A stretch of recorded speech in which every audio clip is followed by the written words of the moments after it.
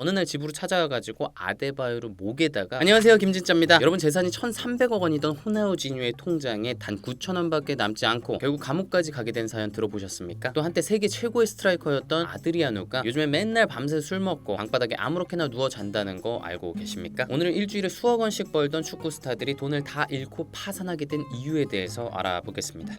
사치. 자, 한때 레알의 측면에서 활약했던 드렌테 선수는 사치스러운 라이프 스타일 때문에 파산했어요. 레알에서 뛸 때 연봉이 44억 원 정도 됐거든요. 그러다 보니까 어깨뽕이 좀 올라갈 수밖에 없죠. 드렌테는 본인 스스로를 신이라고 생각했대요. 그리고 파티를 엄청 했대. 그러다 보니까 축구를 잘할 수 있겠어요? 당연히 못하지. 그때부터 커리어가 점점 내리막길을 걷기 시작합니다. 근데 한번 높아진 소비 수준은 내리기 어렵죠. 그래서 은퇴 후에 그동안 축구하면서 모았던 60억 정도를 다 날리고 파산했대요. 드렌테의 근황을 찾아보니까 치매 환자를 돌보는 의료 종사자로 일을 하고 있더라고요. 드렌테가 말하길 이 직업은 나를 더 나은 사람으로 만들어줬다, 이런 얘기하는 거 보니까 정신 차린 것 같아. 자, 그리고 남아공 월드컵에서 가나 대표팀 공격수로 인상적인 활약을 펼쳤던 아사모아 기안, 이 선수도 사치 때문에 많이 힘들어졌어요. 기안이 썬더랜드에 있다가 아랍에미리트의 알 아인을 거쳐서 중국의 상하이 상강으로 갔거든요. 당시 주급이 4억 2천만 원이었어요. 그러다 보니까 당연히 럭셔리한 라이프 스타일이 시작이 되죠. 금으로 도금한 롤스로이스, 수십억 원짜리 대저택, 그리고 전 세계 셀럽들하고 파티도 많이 즐겼대요. 그리고 덩달아서 야망까지 생겼나봐요. 갑자기 부동산 사업, 복싱 프로모션 사업, 심지어는 항공사까지 설립을 하려고 했습니다. 근데 코로나 때문에 항공사 출범은 못했어. 그리고 다른 사업들도 다 잘 안 됐어. 그러다가 이혼까지 하게 되면서 파산 직전까지 갑니다. 이혼 소송할 때 기한이 한 말이 이제 내 수중에는 111만 원밖에 없다, 빈털털이다, 이런 얘기를 했어요. 물론 재산 분할 적게 하려고 약한 척한 것 같긴 한데 그래도 재정적으로 휘청한 건 맞아. 자, 그래도 기한은 좌절하지 않았습니다. 요즘은 여러 가지 자선 활동, 홍보대사, 해설위원 같은 거 하면서 열심히 지내고 있어요. 아무튼 사치 부리면 안 돼. 도박. 자, 맨유 유스에서 베컴, 긱스, 스콜스 이런 선수들이랑 같이 뛰던 키스 질레스피라는 윙어가 있었어요. 프리미어리그에서 활약하면서 돈 많이 벌었죠. 근데 도박 때문에 파산했어요. 근데 그 도박을 은퇴하고 나서 한 게 아니라 맨유 유스 시절 때부터 시작했어. 보통 경마 그리고 개 경주에 베팅을 많이 했대요. 근데 재밌는 건 그렇게 도박을 해도 축구 실력은 좋았대요. 옛날에 발롱도르를 수상했던 케빈 키건이 질레스피를 두고 영국 최고의 선수다 이렇게 칭찬한 적이 있었는데 그게 질레스피가 베팅 잘못해가지고 1억 1,500만 원을 잃고 난 다다음 날이었대요. 그러니까 그렇게 심하게 잃어도 축구는 잘했던 거야. 참 신기해. 자, 그 이후에도 질레스피는 도박을 끊지 못했어요. 결국 총 129억 원 정도를 날리고 2010년 35살 나이에 파산을 했습니다. 그리고 나중에 자신의 실수를 바탕으로 자서전을 썼어요. 여러분들은 저 같은 실수하지 마세요, 이런 느낌. 질레스피가 한 말 중에 굉장히 인상적인 게 자기는 어릴 때 아주 좋은 환경에서 자랐고 교육도 잘 받았대요. 근데 그 돈을 딸 때의 짜릿함을 한 번 맛보면 판단력이 마비된다는 거야. 진짜 그런 거 같은 게 아스날에서 공격형 미드필더로 활약했던 폴 머슨이라는 선수가 있거든요. 그 선수도 선수 시절부터 도박해가지고 결국 파산했거든요. 근데 한 번은 자기가 도박장으로 전화를 못하게 하려고 자기 손가락을 부러뜨릴 생각까지 했대. 그만큼 중독성이 심한 거죠. 우리 어린 친구들은 아예 시작을 하지 마세요.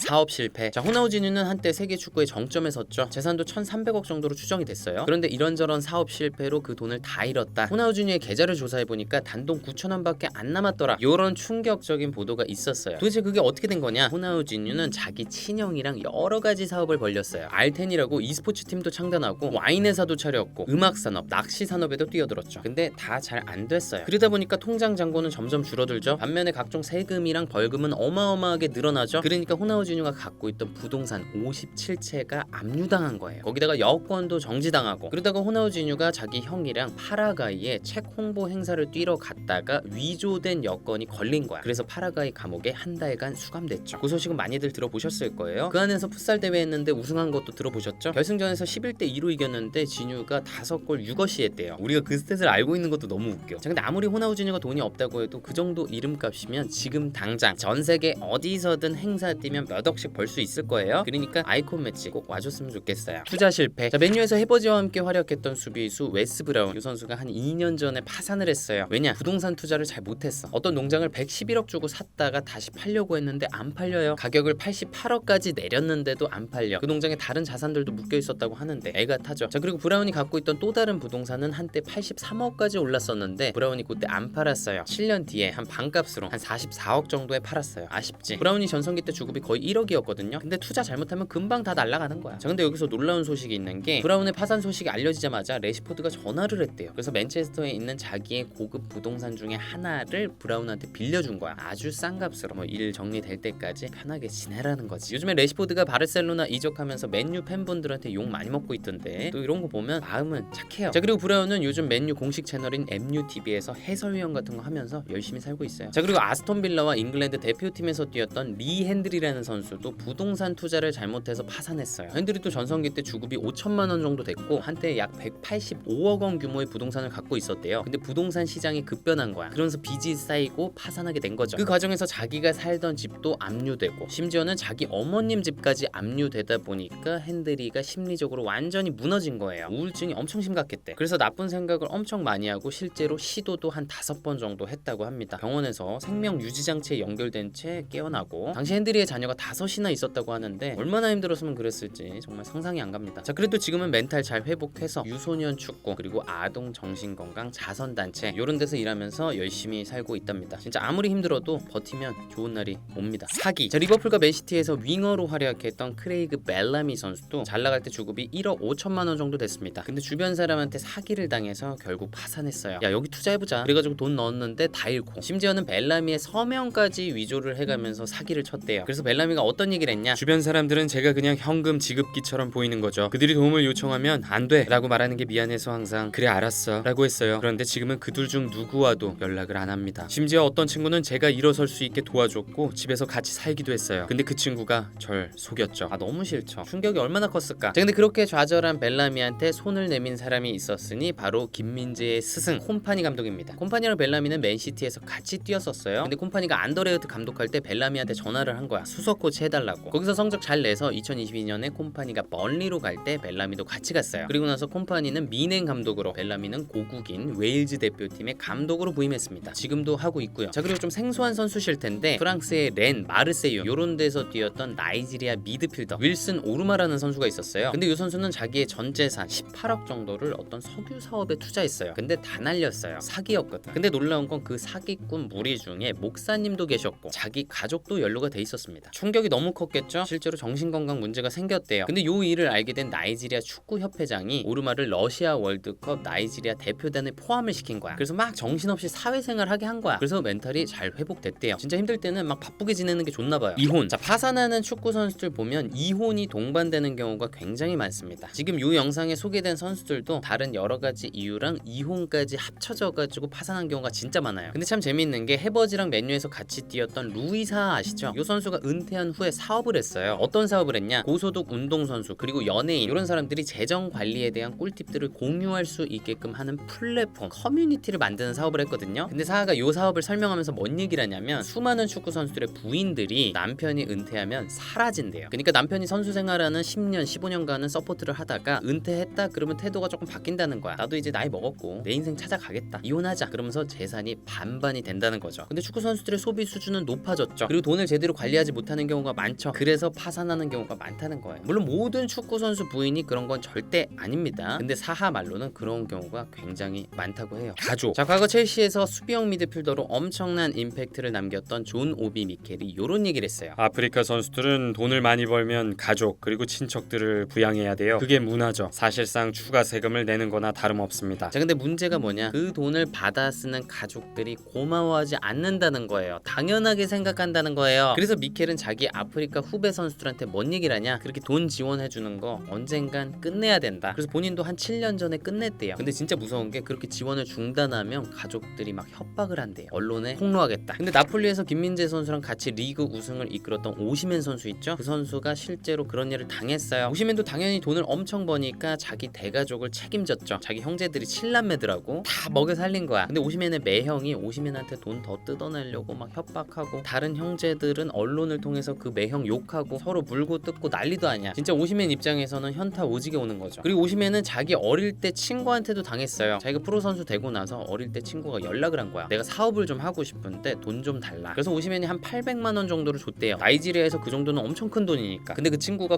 고마워하기는커녕 막 화를 내는 거야. 내가 인터넷에서 너 한 달에 16억 버는 거 봤는데 800만 원? 야, 8,000원 줘야지. 이랬다는 거야. 그러니까 오시멘이 어이가 없죠. 사람에 대한 회의감이 드는 거야. 본인은 어릴 때 밤낮 없이 일하고 길거리에서 물 팔고 그러면서 어렵게 축구 선수가 된 건데 그 친구가 보태준 게 뭐가 있냐고. 자, 그리고 아스날, 맨시티 등에서 뛰었던 아데바요르도 비슷한 일을 겪었어요. 아데바요르도 당연히 프로 선수 되자마자 대가족의 생계를 책임졌는데 한 번은 형제 2명이 자동차 사업을 하겠다고 돈을 좀 달라고 한 거야. 근데 아데바요르가 거절했대요. 그랬더니 그랬더니 어느 날 집으로 찾아와가지고 아데바요를 목에다가 흉기를 갖다 댔대. 그래서 아데바요가 자포자기하는 심정으로 그래 나 해치고 돈 다 가져가 이렇게 얘기했더니 그제서야 흥분을 가라앉히고 흉기를 내려놨대요. 아데바요가 얼마나 충격을 받았겠어요. 그리고 한 번은 아데바요가 토트넘에서 뛸 때 햄스트링을 다쳐가지고 MRI 촬영을 하고 있었대요. 근데 가족 중에 한 명한테 전화가 온 거야. 당연히 돈 달라는 전화였죠. 우리 애가 이번에 학교 가는데 그 학비 좀 어떻게 좀 안 될까? 그래서 아데바요가 하는 말이 아니 적어도 내 햄스트링 괜찮은지는 먼저 물어봐야 되는 거 아니냐 이런 거죠. 가족들이 돈 달라고 하도 전화하니까 전화번호도 많이 바꿨대요. 그리고 아데바요가 진짜 우울해서 나쁜 생각도 정말 많이 했다고 합니다. 지금도 가족들하고 관계는 안 좋은 것 같아요. 향수병. 2000년대 후반에 해축 보셨던 분들은 아드리아노라는 이름을 모르실 수가 없죠. 인테르에서 뛰던 브라질 공격수였는데 덩치도 크고 기술도 좋고 특히 그 왼발 슈팅은 골대 그물을 그냥 찢어버렸어요. 아드리아노는 당시 세계 최고 스트라이커 중 하나였다 보니까 주급도 최고 수준이었죠. 1억 4천만 원. 근데 아드리아노는 전성기가 아주 짧았어요. 왜냐? 향수병 때문에. 근데 그 시작이 아드리아노의 아버지가 갑자기 심장마비로